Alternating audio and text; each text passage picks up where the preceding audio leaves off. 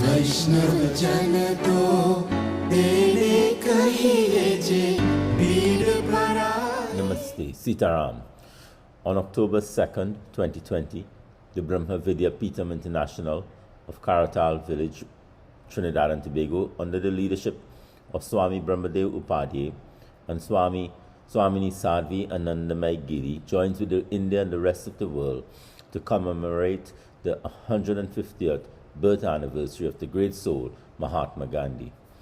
Gandhi Jayanti is recognized as a national holiday in India and was commemorated as the International Day of Nonviolence by the United Nations in 2007. Gandhiji, also referred to as Bapu, or Father of the Nation, became one of the most recognizable figures in the Indian independence movement and one of the world's foremost models of insistence on truth and nonviolent resistance, or satyagraha. His life's struggles was indeed his message, and even though he died in 1948, he is still a household name in homes, schools, universities, and parliaments throughout the world, despite race, ethnicity, rank, or position. His life's message is for everyone. My purpose is to give a short introduction on the life of this great soul. The philosophy of some of his life's messages will be dealt with by Swamiji and our guest. Mohandas Karamchand Gandhi was born in Porbandar, now Gujarat, on October 2nd, 1869, to parents Karamchand Kaba and Putlibai Gandhi. Kaba was the chief minister of Porbandar. While in primary school, Gandhiji was an average student and graduated from high school in Ahmedabad in 1887. He was married to Kasturbai at the age of 13. He wanted to study medicine, but this was not allowed by his politically aligned family, and he was pushed to study law and decided to do this in London. This was not a very easy task, as due to finances required, and also his mother's unwillingness to part with him, going to a distant land full of temptations. But also because the caste system to which he belonged forbade travel across the Black Sea. His mother reluctantly agreed, and he disregarded the class hurdle and traveled in 1888. He studied at the Inner Temple in London, one of the 4 London colleges. He then returned to India following completion. He travelled first to South Africa in 1893 to represent an Indian national with a case which he won. He saw the struggles and injustices faced by Indians in South Africa and decided to stay there to uplift the status of Indians. He soon became the leader of the South African Indian community and started the Satyagraha movement. He remained there until 1914 and later said that he was born in India but was made in South Africa.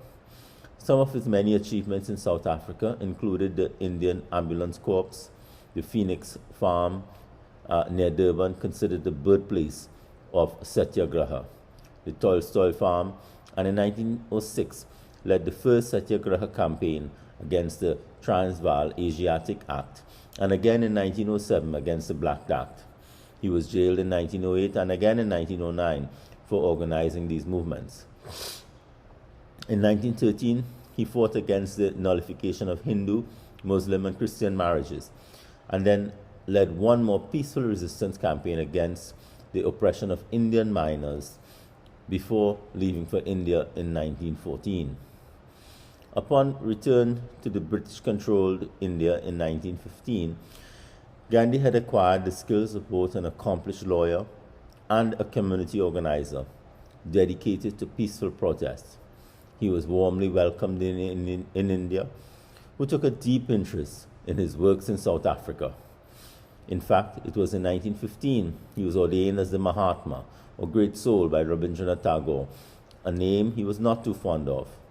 He took a year of political silence upon his return to learn about the plight of the Indian people and traveled throughout India.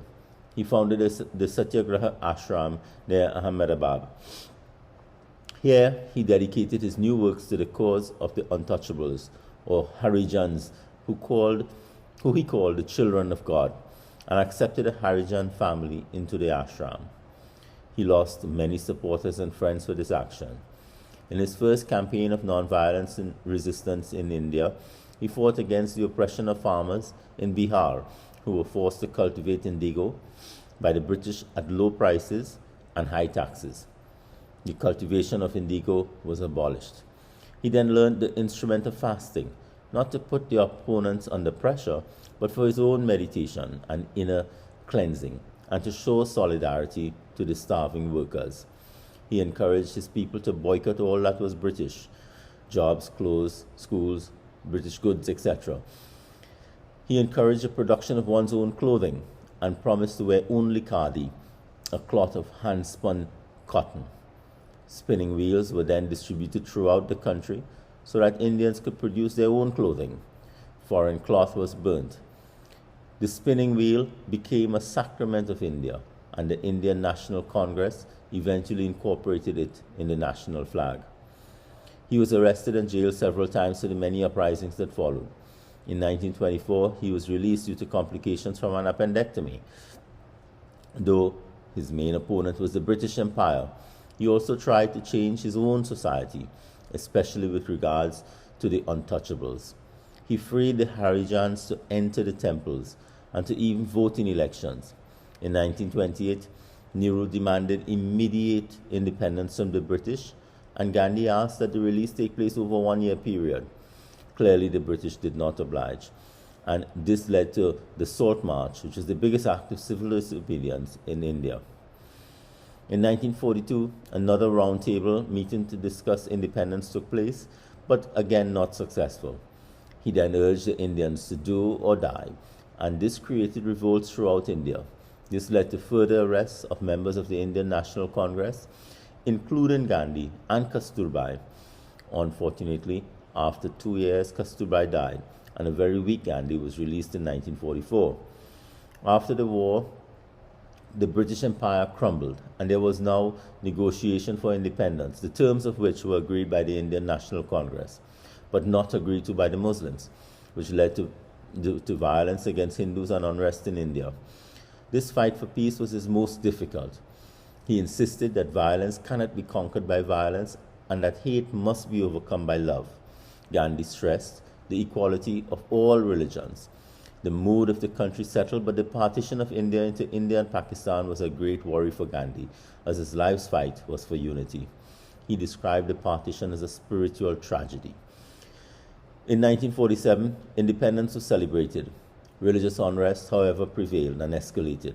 He used fasting to try to bring peace and actually predicted his death and gave a statement prior: "When I fall victim to the bullet of my assassin, my soul will breathe out its last with the name of God on my lips." On 30th January 1948, Gandhi was assassinated at a prayer meeting. Nehru's monumental speech summarized the works of this great Mahatma, and I quote, "The light has gone out of our lives, and there is darkness everywhere. I do not know what to tell you and how to say it. Our beloved leader, Bapu, as we call him, the father of the nation, is no more. The light has gone out," I said, "and yet I was wrong, for the light that shone in this country was no ordinary light. The light that has illumined this country for these many years will illumine this country for many more years. And 1,000 years later, that light will be seen in this country, and the world will see it, and it will give solace to innumerable hearts." For that light represented something more than the past, immediate past. It represented the living, the eternal truths, reminding us of the right path, drawing us from error, taking this ancient country to freedom.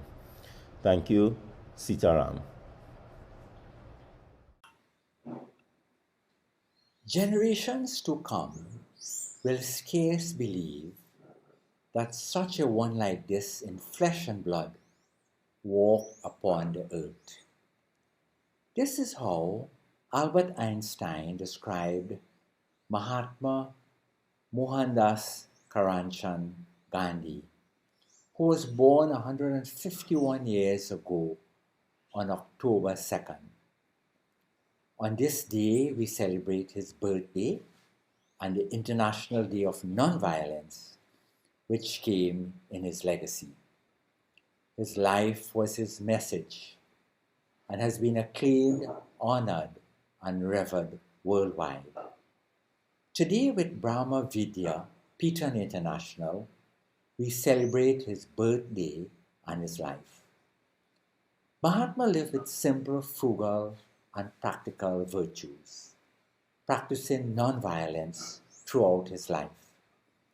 He had the experience of living on 3 continents, and to the average person is known for his reforms to the Indian diaspora in South Africa and his attainment of independence of India, both with non-violence and considered miracles. Now, 72 years after his death, are we as individuals, a community, a nation, adopting his great tenets and example? Are we non-violent? What is non-violence? One might say it is to avoid wars, riots, or violent protests. But except for the great wars, war-related deaths occur for 20% of the annual deaths from violence. Suicide and homicide comprise the majority of the 1.6 million people who die annually. And without realizing it, violence has become a way of life.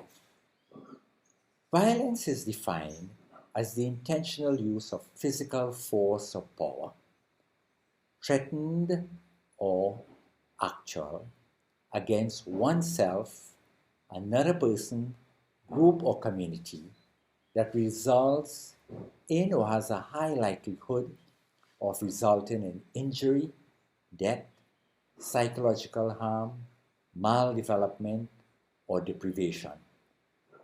The spectrum includes self-abuse, family and domestic violence, child and elderly abuse, sexual assaults, and institutional violence. In the community, it presents as racial, social, political, and economic violence, human trafficking, and slavery. These are the modern-day forms of violence. Arun Gandhi, one of Mahatma's living grandsons, shares a story about himself as a 12-year-old child. One evening, on returning from school, he threw away his used, now 3-inch pencil, knowing that his grandfather would give him a new one if lost. That night, however, his grandfather surprised him and instead sent him with a torchlight to retrieve his pencil. A search that took 2 hours. Mahatma explained to young Arun that by discarding his pencil, he had in fact shown violence against the earth's resources and mankind. Mahatma also had Arun draw what he called a family tree, in which he listed his daily acts of violence. In one column, he recorded his acts of active, physical, or intentional violence, and in the second column, acts of passive violence, where he abused or neglected someone. Arun recalls that his passive violence line was always inordinately longer. Gandhi was a simple man who did simple things, but achieved so much for the world. So how can we learn from Mahatma's life? How can we be advocates of nonviolence? How can we live well knowing that peace, truth, and love always win? We can start with ourselves. Remember Arun's family tree of active and passive violence? It shows us that it is really our daily deeds and misdeeds that add up. It is how we treat our spouses, our children, our parents, our families and friends, and all those with whom we interact. Today, let us ask ourselves, Who am I hurting, and what can I do to stop it? Violent persons have had the seeds of violence planted within them from early on due to exposure to some form of environmental, physical, economic, or emotional abuse. Today, in starting with nonviolence, let us choose to sow seeds of love, kindness, and compassion to others, and in so doing, become the change that you wish to see in the world. Gandhiji's famous words. Let us become nonviolent in our homes. Happy spouses eventually have happy, well-adjusted children, who in turn become happy parents later in life. Happy, well-adjusted children become happy siblings, and with similar happy friends, we can have a greater chance of having a non-violent community or nation. Mahatma has famously known to say that your beliefs become your thoughts become your words become your actions become your habits become your values, and your values become your destiny. You are destined to greatness. Start with nonviolence. Gandhiji's life was his message. Let us receive and transmit his message. Swami Brahmadevji and the Brahma Vidya Peetham International on the celebration of Mahatma Gandhi Jayanti, International Day of Non-Violence, Friday, 2nd of October 2020. Thank you so much for the opportunity to send this message, and wishing that all the participants enjoy a very special day full of meaning and content and with great benefit for everyone. Humbly, I want to present to all those a message from Maharishi Mahesh Yogi about ahimsa, speaking of non-violence. And Mahershi's message about ahimsa is based on how ahimsa comes in the Yoga Sutras of Patanjali as one of the yamas. Contrary to what normally we have thought in the field of Ashtanga Yoga, it's not that each of the steps of yoga, the 8 Ashtangas, they go one after the other, but Maharishi considered that they were all like a body and they were the limbs. And the limbs means they go together. They grow together like in a body, the arms and the legs, they all grow together. In the same way, the body of yoga grows simultaneously. And in this vision, the relation of ahimsa as non-violence comes from the nature of the state of yoga. The state of yoga is that state of infinity, non-changing, non-duality, infinity. Being that state, being unity with all, can never be offensive, because that state that occupies and is everything, there is no sense of foreign with anything, and there is no possibility of offense. There is no possibility of violence. And that is the state that Patanjali referred as the full state of ahimsa. Ahimsa comes naturally when the individual life is put attuned with the universal life. When the individual raises his status to the experience of yoga, the natural quality that develops is, among them, is ahimsa, is non-violence. And that non-violence is because it's unity yoga. And unity is immortal, not subject to mortality. It's infinite, not subject to finity, to finite values. It's stable, doesn't change. It's unity that has no difference. Therefore, it's not possible for that state of unity to be offensive and violent. Patanjali, non-violence is the natural nature of being, which is nourishing to all because all is part of itself.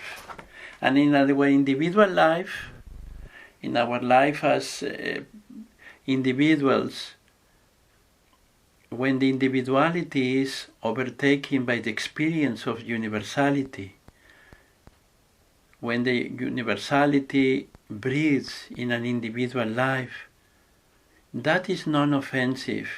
The small individuality is taken by the big being without violence because it's its own nature.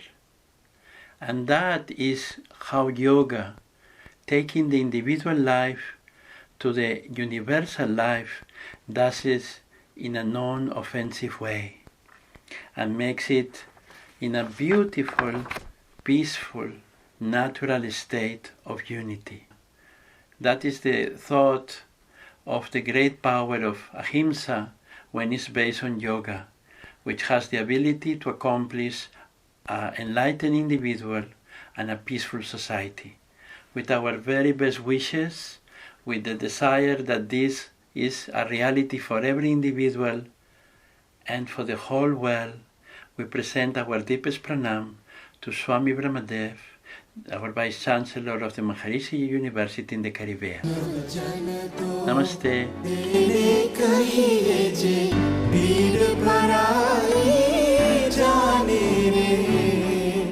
वैष्णव जन तो तेने कहिए जे पीड़ पराई जाने रे वैष्णव जन तो तेने कहिए जे पीड़ पराई जाने रे पर दुखे उपकार करे तुई मन अभिमान नाने रे वैष्णव जन तो तेने कहिए जे पीड़ पराई जाने रे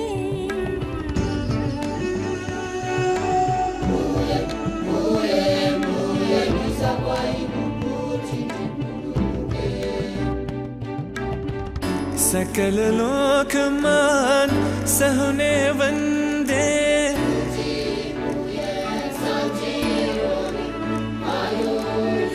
सकल लोक मान सहने वंदे निंदा ना करे के नीरे निंदा नगरे के नीरे वाच काच मन निश्चल राखे धन धन जननी देनी रे वैष्णव जन तो तेन कहिए जे पीर पराई जाने रे वैष्णव जन तो तेने कहिए जे वैष्णव जन तो तेने कहिए जे पीर पराई जाने रे Hara dupe ubakare kare doye manhavi manane re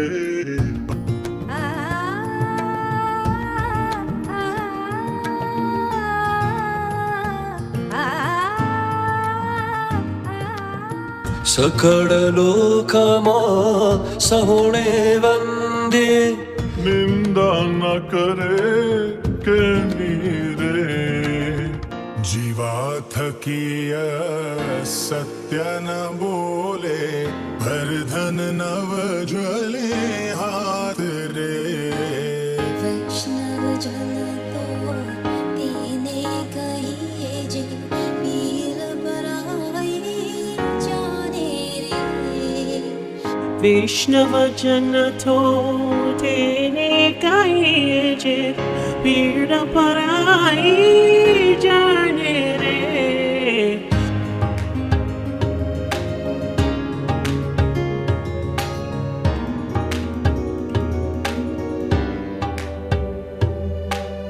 वैष्णव जन तो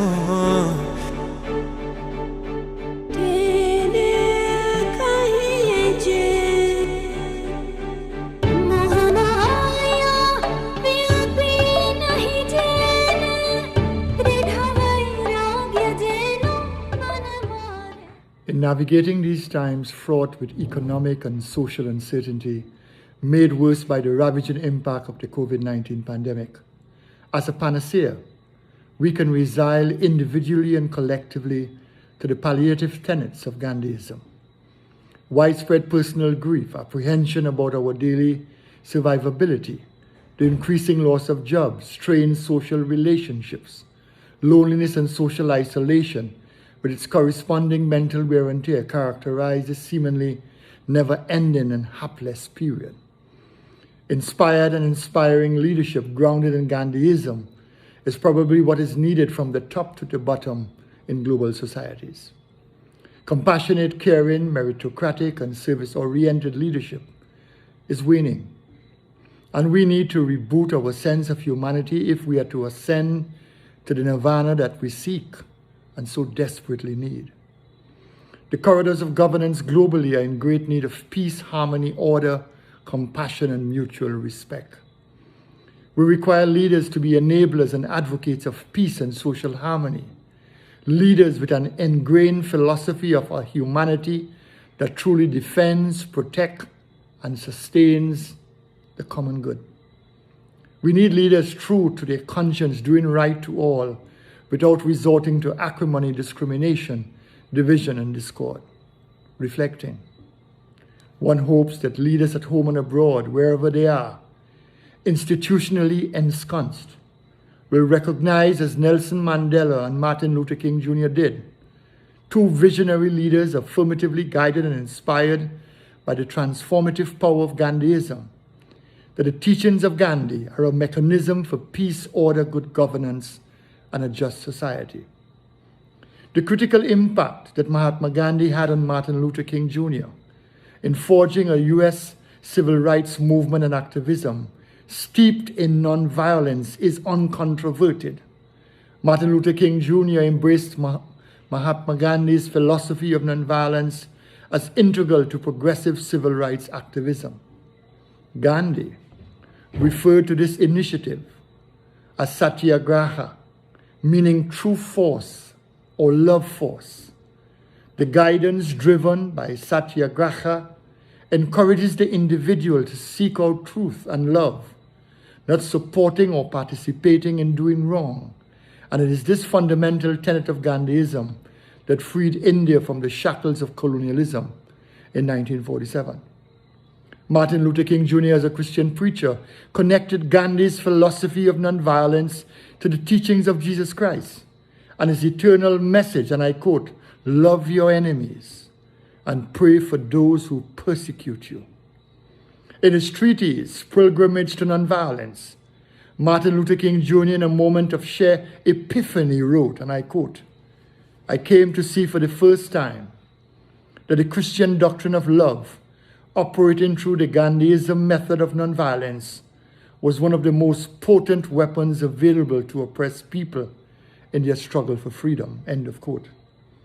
Nelson Mandela, in his article in Times Magazine on the 3rd of January 2000, wrote, "Gandhi dared to exhort nonviolence in a time when the violence of Hiroshima and Nagasaki had exploded on us.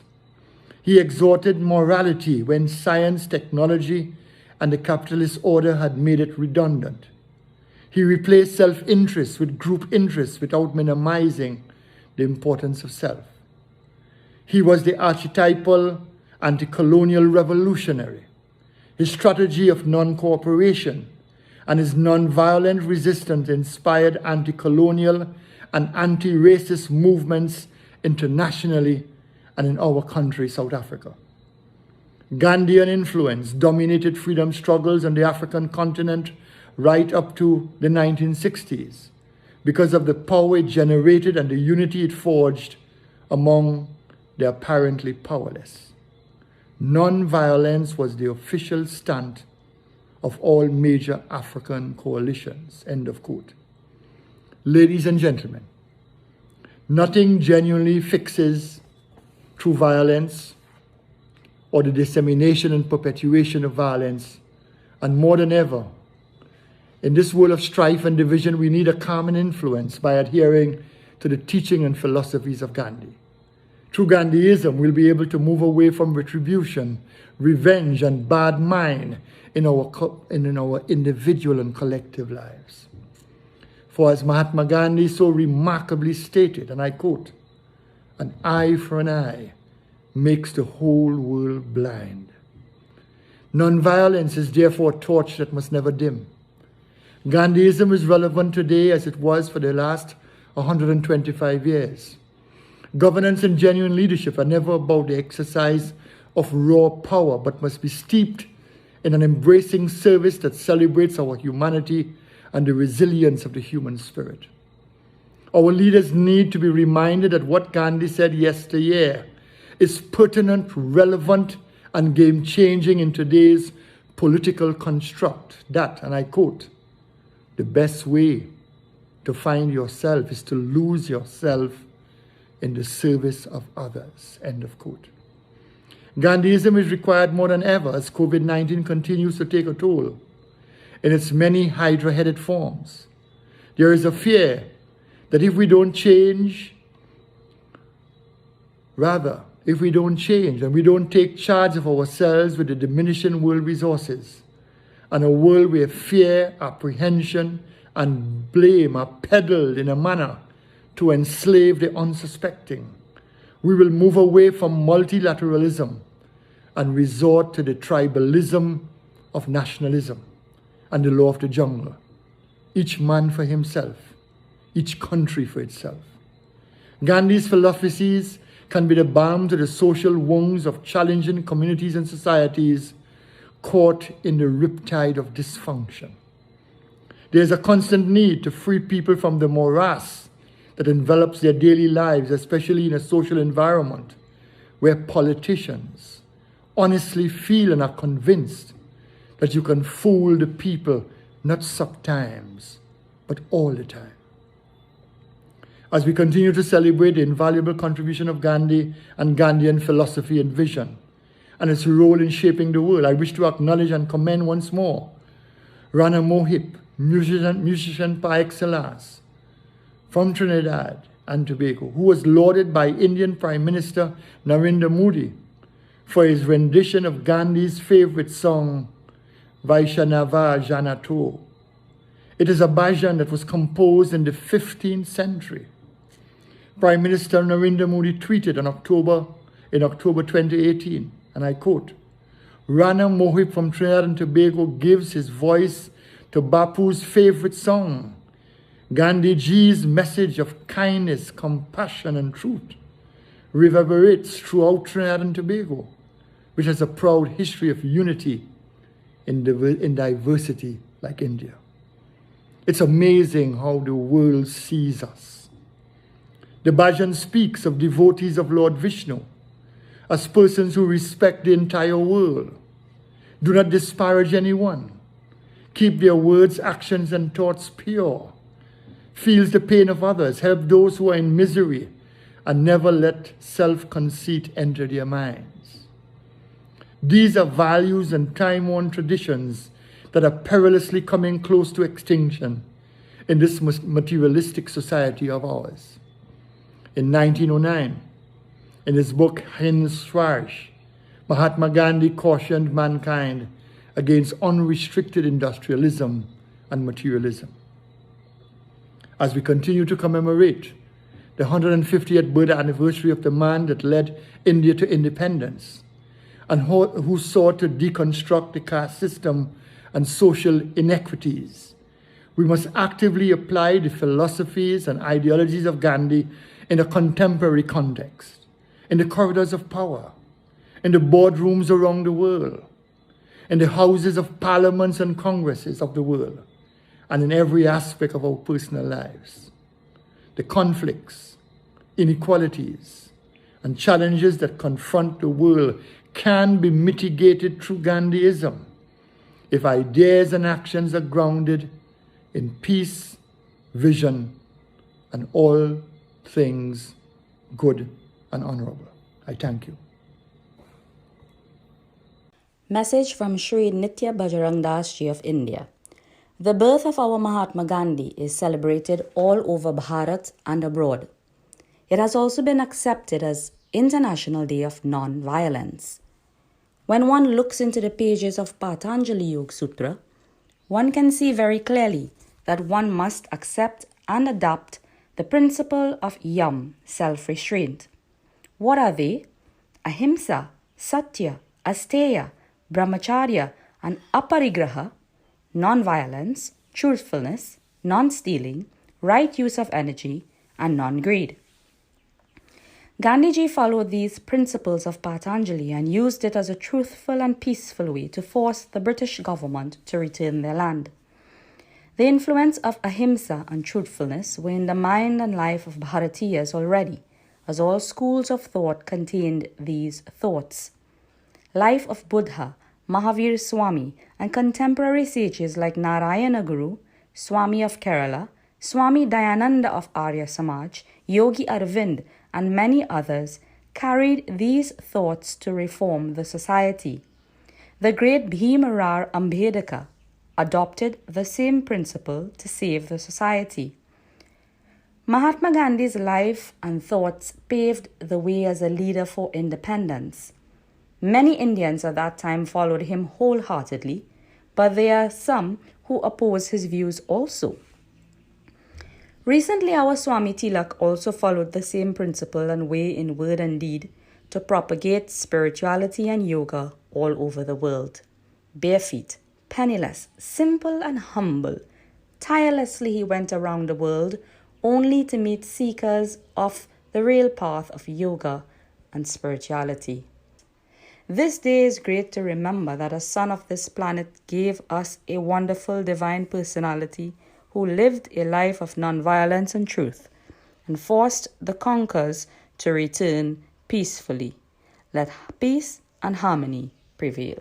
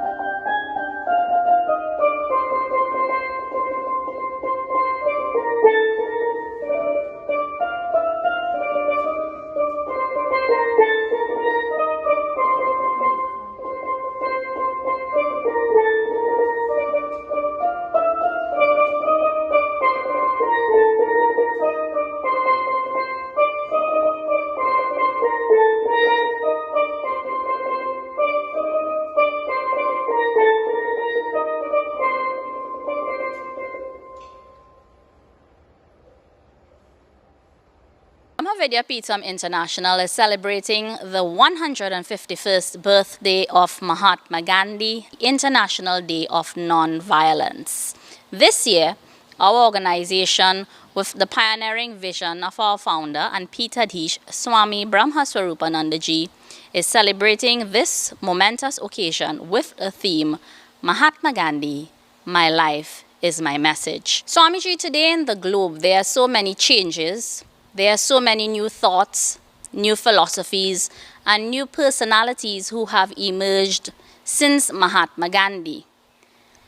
There is a great paradigm shift in the globe today. So, what is the relevance of Gandhiji in this modern age? Gandhi ji, I think he is more relevant in this modern age because so many changes has come. That changes has come as he declared before, as society developing, so all these changes will come, so that what will be remedy, what will be answer of the future problem. He wrote everything in the own book Swaraj, Hind Swaraj. In the Swaraj, he is told in future, then pollution is coming because industrial development has day by day going to develop. So due to the industrial development, pollution will come. We are looking that. He has given the idea, not big industrialism, not big industrial setup in the country, but small, then pollution and smoke will be less. Second thing, he told many countries, they are in race in the arm and weapon. We are looking in the whole world, every country, and they are want to dominate in the whole world, So, I'm looking China, in India also, America, and Japan. Now how many atom bomb, hydrogen bomb, in the one bomb can spoil the whole world. So Mahatma Gandhi message is very relevant about this weapons and then arms. Third, he has given economical progress is not enough. Spiritual progress also necessary. If the spirituality will come, spirituality is the quality of the inner man. Economical progress, social progress is a progress of the external man, material world. So he always thinking both should be balanced. Third thing, next thing, all this quality, truth, non-violence, celibacy, simplicity, harmony, and love, he has given. But all this quality before Gandhi was that individual quality, how the one man will be better. For this thing, love, compassion, truth, non-violence is necessary. That is a great experiment of Mahatma Gandhi. All this individual quality, how to implement in social life, how this quality will be social property and world property.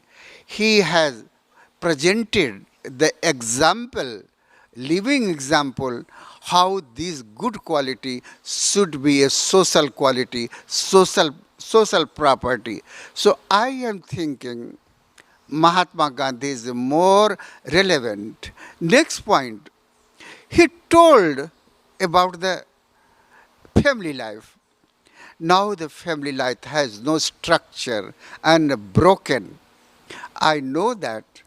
And his wife, Kasturba, Mother Kasturba Bai, one day, and Sarojini Naidu, great leader of India, she asked Mahatma Gandhi, who is in your eyes, who is a more pretty woman in your eyes? He answered, my wife. My wife. Sarojini Naidu, she asked to the Mahatma Gandhi wife, Kasturba, Mother Kasturba, Gandhi told, you are the most pretty woman in eyes. Gandhiji told. If Gandhi told, it is true, because he can't be lie. So he presented how the family life will depend on the two pillars, mother and father. Third is a children. Children. Always we are at present fulfilling the desire of the children, not the thinking about need of children. Due to this, now children is out of track of values and morality and character. Mahatma Gandhi's son, Hiralal, he asked, Father, give me money. I will go for study in London. Okay, I have no money. I am very poor. Okay, how? I saw the plenty money in your room. Okay, boy, that is not my money. That money is the national money.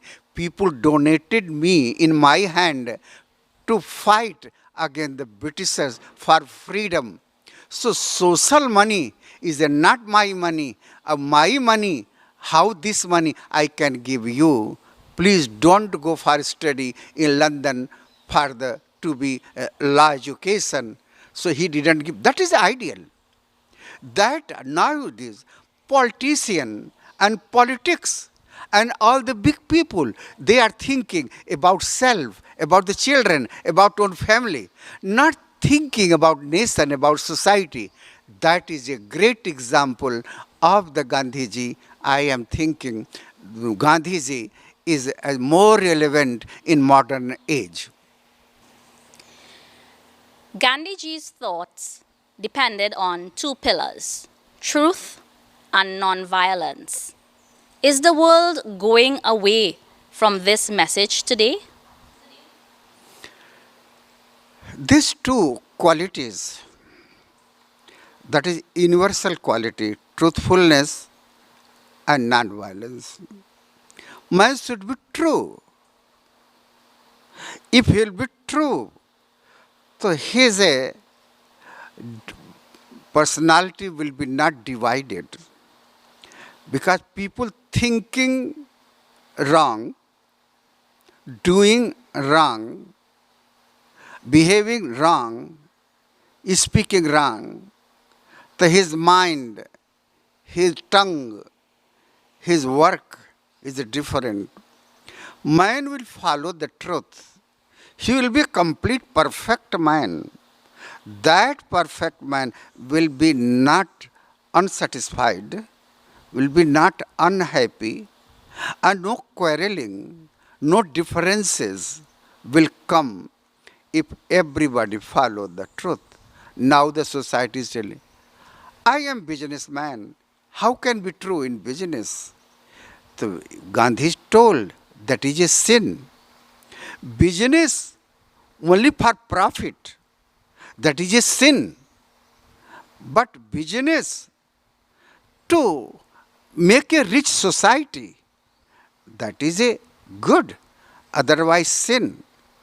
Politician without principle, that is a sin. So they follow the principle of truth and non-violence. He told all the religious people, they are spirituality without the humanity, that is a sin. You are spiritual progress want, but not ready to help the humanity, that also sin. He has given 7 types of sins. So now, if the human being, whole society is ready to follow the peace and harmony, so two quality is necessary, that is the truth and non-violence. Don't hurt to anybody by word. Don't hurt anybody by action and hand. Don't hurt anybody in thinking. Don't think wrong about anybody. So give love think in peace, then with the truth to be truth and follow the non-violence, not hurting to anybody. So then automatically peace will come, because peace will come first of all in your heart, and then peace will come outside. So first yourself, Gandhi told, first you be in peace, then give the peace to society, again give the whole world. On the basis of truth and non-violence, he told, follow the slogan, he told, live and let live. But Mahatma Gandhi said, no. If you start to live, so you finish, your life and energy finish to live. And when you give the time for to let live, he told, no, live for let live. He has given example, one lady pregnant in hospital, one baby born, baby started to cry. Nurses told, hey, give the milk of the breast. She told, no, I know the ideal, live and live, let live. I will be happy, my peace will, my suffering will go, pain will be finished, then I will give. Because live and let. Because no, Mahatma Gandhi told, no, be suffer. After that, you give the milk to the child. You may be suffer, but think about the betterment of society. He told, live for to let live. So, that is the ideal. But all this good quality and highly thoughts, people telling Gandhi thought is utopian. But all great thing in utopian, utopian in imagination. But all utopian thought became materialized. As the utopian was to fly in the sky, but prepare the aeroplane, then aeroplane we are running now. So Mahatma Gandhi thought not utopian, that reality. Please, everybody think what Gandhi told. Gandhi told he has taken all property and wealth of the all great thinker of the world and put in the own life. That is a Gandhi. That Gandhiji told, my life is my message. So I am thinking truthfulness and non-violence, that is a great pillar of the humanity for peace and equality. Swamiji, in closing, as we celebrate the International Day of Non-Violence and the 151st birthday of Mahatma Gandhi, can you tell us, why do you like Gandhiji's life, his message, and his philosophy? What about this great Mahatma, his quality, his characteristics? Why does Gandhiji appeal to you? Nowadays, at present, his appeal, his touch my heart. His great follower, Acharya Vinoba Bhave, I was 28 days with him. He was walking by feet, village to village. 28 I was. He was the very staunch devotee of Mahatma Gandhi. He told, now the society from biological development came in psychological development. Psychological development, evolution has come.